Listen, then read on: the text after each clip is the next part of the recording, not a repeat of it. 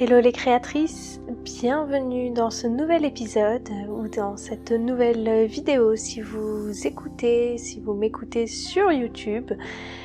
Aujourd'hui c'est un épisode un peu particulier parce que j'ai décidé de vous partager une étape de ma vie, une étape dans laquelle j'ai beaucoup douté. Et je pense que comme dans toute étape ou dans tout moment de notre vie où on commence à douter, c'est vraiment un moment pas évident parce que c'est exactement le moment dans lequel on s'apprête à tout laisser tomber, on s'apprête on perd espoir tout simplement. Et j'aimerais vous partager mon expérience sur ça. Alors c'est vrai que je vous partage de nombreuses histoires, mais il est plus rare que je vous partage comme ça mon expérience et ce que j'ai vécu. Parce que c'est quelque chose que je réserve plutôt pour ma communauté sur ma liste privée. En fait, c'est une communauté en ligne avec laquelle je partage tous les jours mes réflexions, des conseils, tout ça par mail. Et je pense que c'est plus intimiste et c'est plus adapté justement à ce genre de partage. Mais aujourd'hui, j'ai décidé d'écouter mon intuition. Et je pense que il y a sûrement une raison, il y a sûrement certaines d'entre vous que cet épisode aidera. Peut-être que si vous me découvrez, ça sera vraiment avec ce thème-là qui est utile pour vous actuellement dans votre vie. Peut-être que vous vous sentez coincé dans vos relations amoureuses actuellement. Et donc vraiment, je vais prendre le temps aujourd'hui de rentrer dans les détails de ce que j'ai vécu et comment j'ai un peu surmonté ça. Parce qu'aujourd'hui, je suis heureuse en couple. Et donc, pourtant, ça n'a pas été le cas toujours. Alors j'ai été en couple aussi auparavant, avant le copain avec lequel je suis actuellement, mais disons que ça m'a demandé un travail important sur moi-même. Donc tout ça ne s'est pas fait du jour au lendemain. Ok, donc juste avant de démarrer, si vous êtes intéressé par avoir plus de conseils, justement à faire partie de ma communauté privée, c'est entièrement gratuit. N'hésitez pas à regarder le lien qui est dans la description de cet épisode. Vous allez le trouver facilement. Voilà, ça vous prend quelques instants pour vous inscrire et vous allez recevoir du coup les différents partages et les différentes réflexions que j'envoie à ma communauté. Alors, pour entrer dans le vif du sujet, en fait, j'aimerais revenir à une de mes premières relations qui a été, on va dire peut-être une des relations les plus impactantes dans ma vie, parce que ça a été mon premier grand amour en fait, ça a été une relation assez importante pour moi parce que elle m'a permis de prendre beaucoup de temps pour réfléchir et pour grandir en fait. Si vous voulez, c'était vraiment une relation qui a eu lieu pour moi entre le passage entre l'adolescence et l'âge adulte. Alors je parle même pas en termes d'âge, mais vraiment la maturité en fait. J'ai vraiment gagné en maturité tout au long de cette relation et notamment grâce à cette relation. Donc j'ai beaucoup de gratitude pour ça. Et donc pour aller tout de suite pour entrer tout de suite dans le vif du sujet, en fait, cette relation-là avec cet homme a fait ressortir des aspects de moi que je ne connaissais pas, des aspects de moi peut-être que je connaissais mais que je réprimais ou que je n'avais pas vraiment identifié, et des côtés de moi très très sombres. Et l'une des choses en fait qui a été parce qu'en fait cette relation a été en plein milieu de la relation, en fait j'ai eu aussi une grande période de dépression. J'ai réellement fait une dépression. C'était en plein milieu de mes études. À l'époque, justement, avec mon copain, donc avec cet ex, nous faisions nos études ensemble, donc on était en plus dans la même classe. Il y avait beaucoup de choses qui se sont mélangées, qui faisaient que la relation n'était pas simple pour moi, était un véritable challenge. Et Et vous allez le voir, je vais vous expliquer pourquoi, comment ça m'a permis de comprendre finalement et de me débloquer par rapport à l'amour. Parce qu'en fait, j'ai eu une grosse prise de conscience, c'est-à-dire dans cette phase de dépression où bien sûr j'ai été au plus mal, je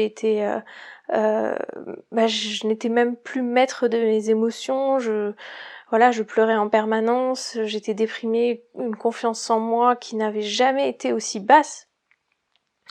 Alors que pourtant j'avais déjà fait un travail sur moi-même depuis depuis le plus jeune âge, j'ai commencé avec tout ce qui est développement personnel vers l'âge de 15-16 ans. Donc j'étais déjà parfaitement au courant des grandes lignes du développement personnel, de ce qui est important de connaître sur soi pour toujours progresser, pour devenir la meilleure version de soi-même. Mais à ce moment-là, durant ma dépression, ça avait été un moment où j'avais vraiment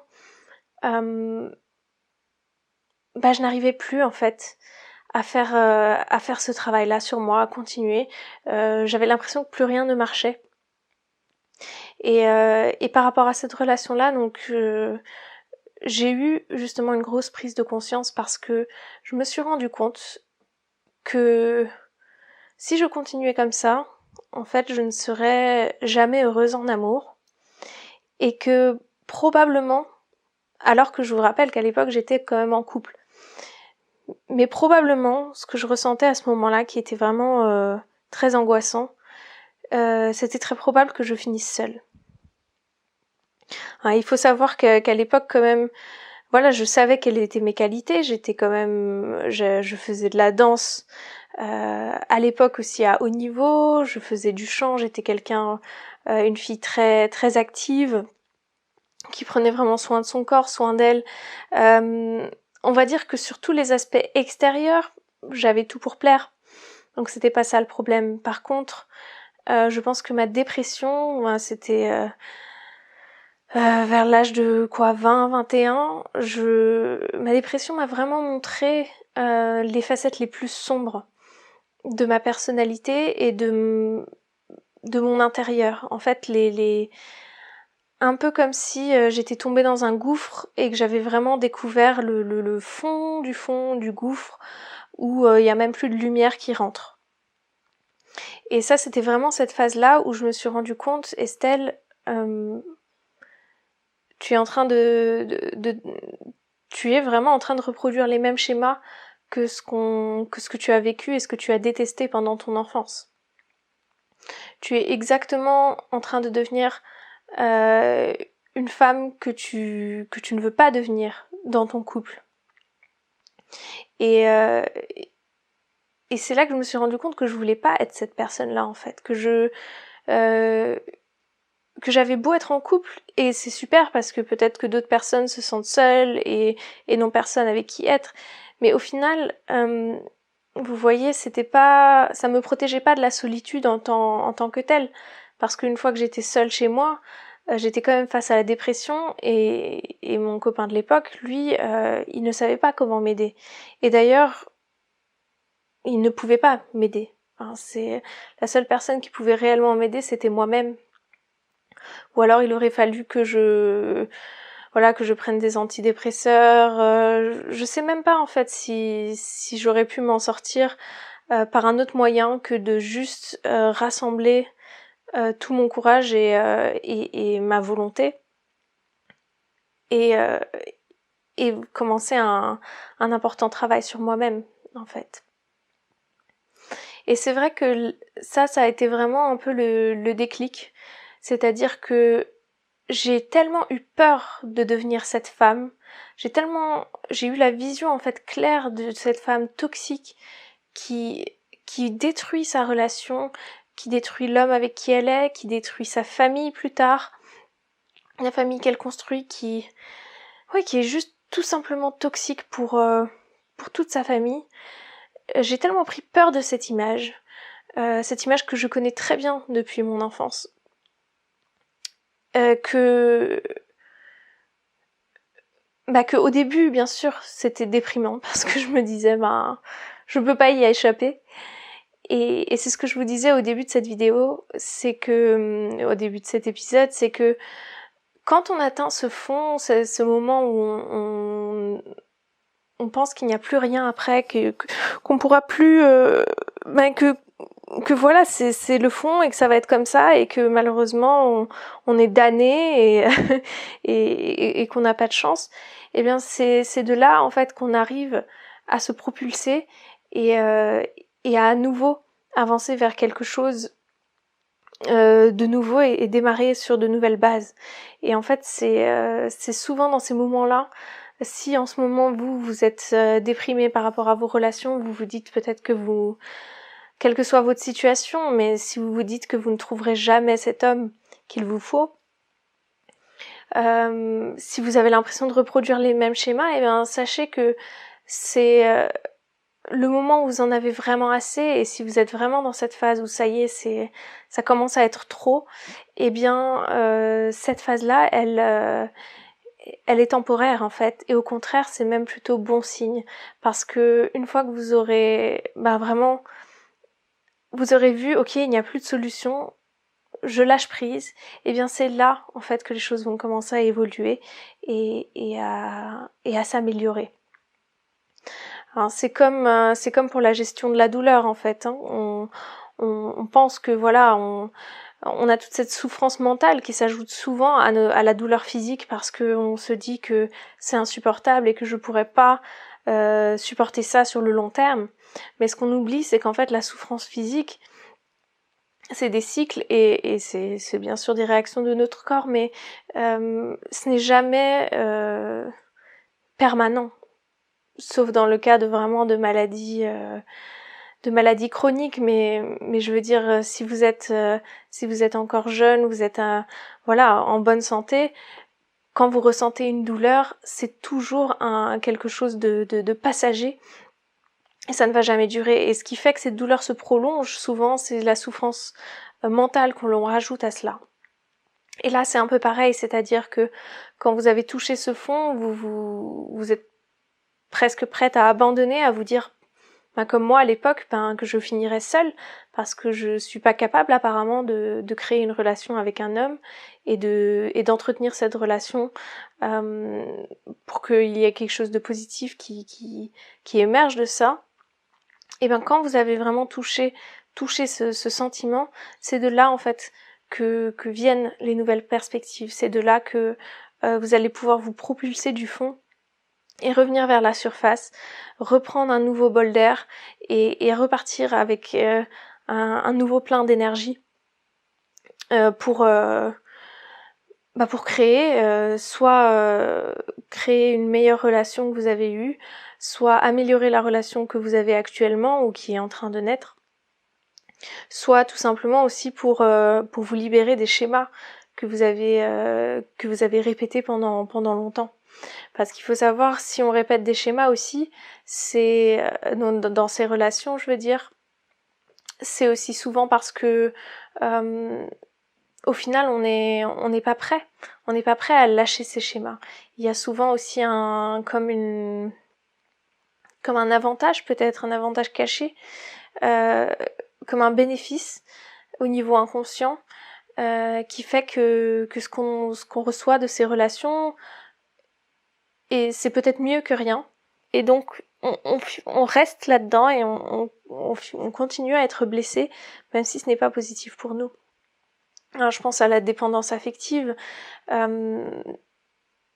Si voilà, vous avez tendance à vous accrocher à des hommes et que vous le voyez en permanence, ces hommes-là ne restent pas longtemps avec vous, parce que peut-être ils prennent peur, parce que peut-être c'est trop pour eux, quelque part il y a peut-être une partie de vous qui ne veut pas en fait aussi créer une relation long terme avec ces hommes-là. Peut-être que comme moi il y a une forme de croyance en vous qui dit que vous n'avez pas envie en fait de répéter un schéma toxique dans votre relation, peut-être un schéma toxique que vous avez observé chez vos parents, ce qui vous empêche en fait de réussir à démarrer une relation. c'est tout à fait possible aussi. Alors voilà, c'est l'épisode que je vous partage aujourd'hui est peut-être moins structuré dans les idées que je vous transmets parce que c'est vraiment ce que j'ai vécu. Et je pense qu'il est important de se poser ces questions-là aussi. Qu'est-ce que je veux vraiment et qu'est-ce qui pourrait actuellement encore me bloquer? Est-ce que j'ai vraiment envie de cette relation? Ou est-ce que au fond de moi, j'ai certaines peurs, certaines croyances? Voilà, c'est des choses aussi qu'il est important de se demander parce qu'en fait, c'est aussi pour ça qu'on reproduit les mêmes schémas parce que finalement on n'a pas réglé les problèmes de départ. Et moi c'est ce que je fais en coaching, j'accompagne les femmes à prendre conscience de ces schémas et à travailler là-dessus pour les surmonter. Et en tant que coach, je vois souvent ces moments où on est prêt à abandonner, où on se dit ben là c'est le dernier recours, je vais parler je vais prendre la coach parce que j'ai l'impression que sinon je vais rester seule dans ma vie. Et c'est une possibilité comme une autre en fait de vous sortir de cette impasse. Mais sachez que quel que soit votre choix, une fois que vous avez touché le fond, c'est une situation qui ne va pas durer. C'est toujours on est dans un monde où on évolue en permanence, où les situations évoluent en permanence et il n'y a rien qui est gravé dans la roche pour toujours. Hein, aucune relation, rien du tout. Donc il faut être aussi prêt à accepter qu'il y a cette évolution et qui finalement est positive pour nous. Parce que quand on veut un changement dans sa vie, eh bien en tant que créatrice, on peut le créer dans notre vie et quelle que soit l'étape de votre vie et la prise de conscience et les blessures que vous avez eues auparavant, vous pouvez créer ce nouveau futur avec cet homme qui en fait partie, l'homme dont vous avez besoin. Donc je vous invite à partager en commentaire si vous regardez ça sur YouTube. Je vous encourage à partager vos expériences par rapport à ça. Dans quel état d'esprit êtes-vous actuellement par rapport à vos relations amoureuses? Si vous avez des questions, n'hésitez pas aussi à les laisser parce que ça va m'inspirer pour les épisodes prochains qui, comme je vous l'ai dit, seront peut-être un peu plus structurés quand il s'agit d'un thème en particulier et pas d'un témoignage comme c'est le cas aujourd'hui. Et puis bien sûr voilà, laissez un like sur la vidéo si vous regardez encore une fois sur YouTube et inscrivez-vous à ma liste privée parce que c'est là que je partage mes conseils les plus avancés avec les femmes qui sont vraiment motivées et qui souhaitent en fait investir dans leur développement personnel, investir du temps, de l'énergie. Donc ça c'est vraiment l'endroit pour vous si vous souhaitez évoluer dans votre vie. Et puis je vous dis à très bientôt dans le prochain épisode. Donc j'attends aussi vos suggestions de sujets, de thèmes que vous souhaiteriez que j'aborde. Ça m'intéresserait beaucoup de le savoir. Et je vous dis à très bientôt. Ciao.